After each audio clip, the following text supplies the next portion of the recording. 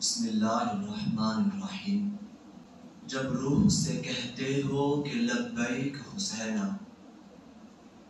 جب روح سے کہتے ہو کہ لبیک حسینہ، پھر دل سے یزیدوں کا یہ ڈر کیوں نہیں جاتا؟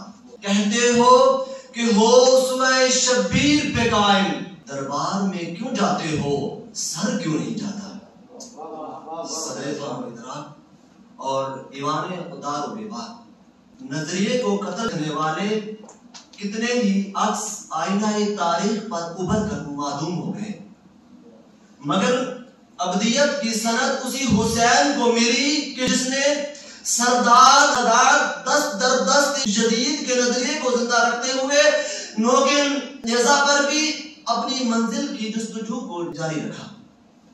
تو اسی حسین کے لہو کا صدقہ ہے کہ حق پرستی کا سفر چلتا ہوا اسوہ شبیریت کی شکل میں کچھ یوں بدلتا ہے کہ سر تو کٹ سکتا ہے مگر کسی دربار جدید میں نہیں جھک سکتا، اس لیے کہ حقیقت ابدی ہے مقام شبیری، بدلتے رہتے ہیں انداز کوفی و شامی۔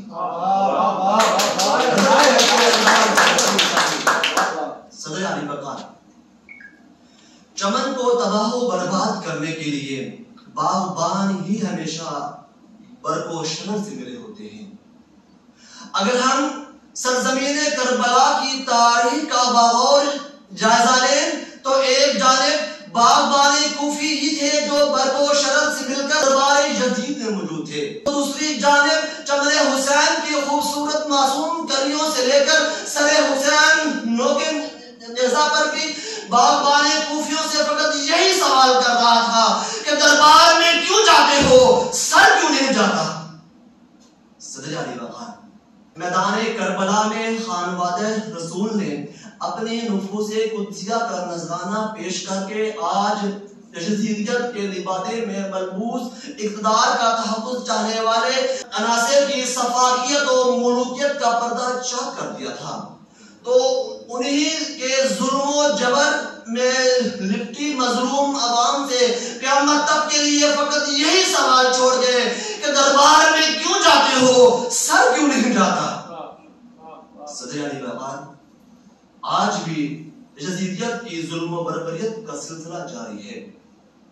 کیا فلسطین، شام اور کشمیر میں جاری ظلم و بربریت یزیدیت نہیں؟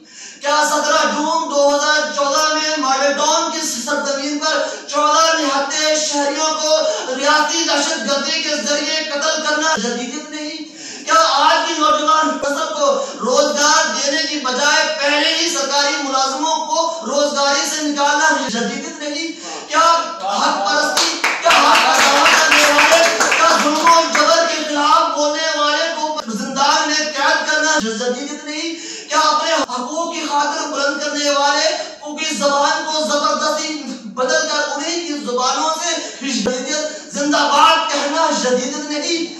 علی بقار، مجھے گولی مار دو لیکن ہاتھ نہیں لگانا، مجھے گولی مار دو لیکن ہاتھ نہیں لگانا۔